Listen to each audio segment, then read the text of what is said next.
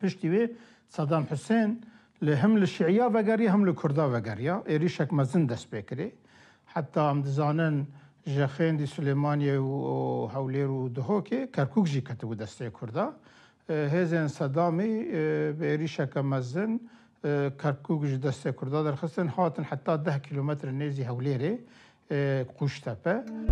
Kürtler bakımından Mart ayındaki zafer, Nisan ayında yenilgiye dönüştü. Yine kimyasal silah ve kitlesel bir kıyım korkusuyla bu kez kentleri de boşaltıp sınırlara yöneldiler. Daha önceki göçleri de geride bırakan bir trajedi yaşandı.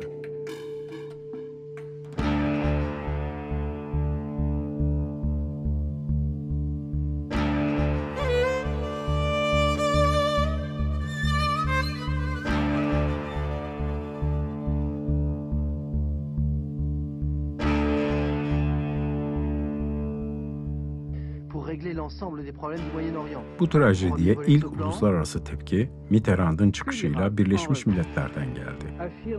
Ve Birleşmiş Milletler Güvenlik Konseyi toplanarak Irak'ı kınayan ve Kürtlere insani yardımı öneren 688 sayılı kararı aldı. Bu Birleşmiş Milletler tarihinde Kürtler adına bir ilkti. Sınırda bekletilen binlerce çocuk, yaşlı, kadın, soğuk ve açlık sebebiyle yaşamını yitirdi. Bu durum Türkiye'de de Kürtleri ayağa kaldırdı. Evya li ser Kurdê Bakur jî li ser Kurdê Rojhilat jî tesîlekî mezin çêkir û hestê alîkariyê hat holê. Kurd duê demê de li hev xwedî derketin. Yani li her çarperçê Kurdistanê jî êş bû yek.